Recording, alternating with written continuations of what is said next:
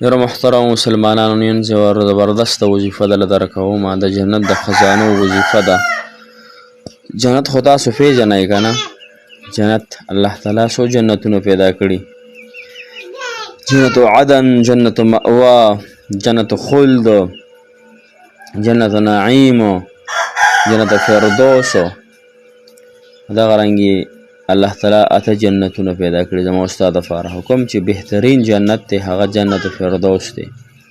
رسول الله صلی الله علیه وسلم مبارک فرمای چې تاسو په جنتونو کې کوم جنت غواړئ نو جنت فردوس د الله تعالی نه غواړئ، ځکه دا ډېر ښایسته دی، د الله تعالی په خپله جوړ کړی دی. الله تعالی په خپله ښایسته ذات دی، طاقتور ذات دی، نو چې کوم جنت الله تعالی ټول ساز کړي خو دا فردوس پکې ډېر ښکلی دی. او د دې فردوس چت چې کوم دی نو هغه د الله جل شانه عرش دی. یعنې بره څنګه چې زموږ د پاسه د کوټې چت وي مثال په طور، دغه رنګې به د الله تعالی عرش چې دی نو دا به زموږ د جنت د پاسه وي.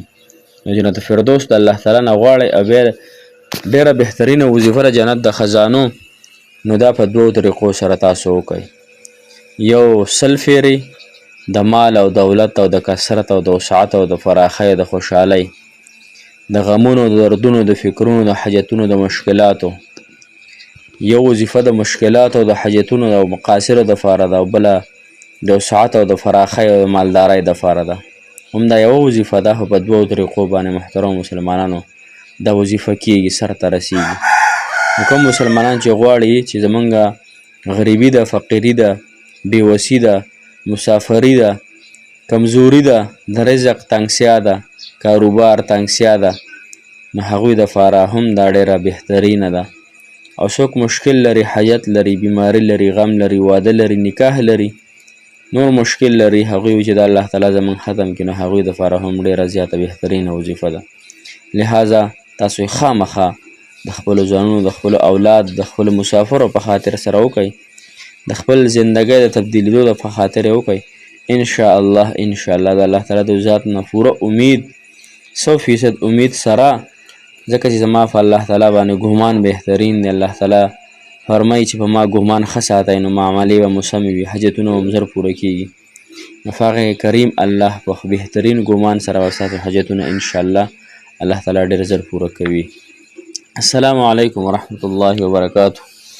ډېرو معزز او محترم او قابل قدر مسلمانانو روغیانو، تاسو به روغ جوړ لرئ، صحت په جامو کې به الله تعالی مو هغه شان روغ جوړ خوشحاله او باد ساته. الله تعالی مو حاجتونه پوره که، مشکلات هم الله تعالی اسان که. پس چې خوشحالېږئ په هغې م الله تعالی خوشحاله که، پس چې خفه کېږئ په هغې م الله تعالی د هغې نه وساتلی که. محترمو نن زموږ یو بهترینه وظیفه د حاجتونو دپاره، د مشکلاتو دپاره، د بیمارو دپاره، د قرضونو دپاره، د فکرونو دپاره، د کاروبار دپاره، دغه رنګې د هر رنګه حاجت دپاره یو بهترینه وظیفه، یو بهترین تجویز، یو بهترین د جنت د خزانو وظیفه تاسو له در کوم. انشاءالله دا وظیفه تاسو وکئ، عمل پرې وکئ، د عمل په نیت باندې وکئ، الله تعالی به مو حاجتونه انشاءالله پوره کوي او ضرور به پوره کېږي.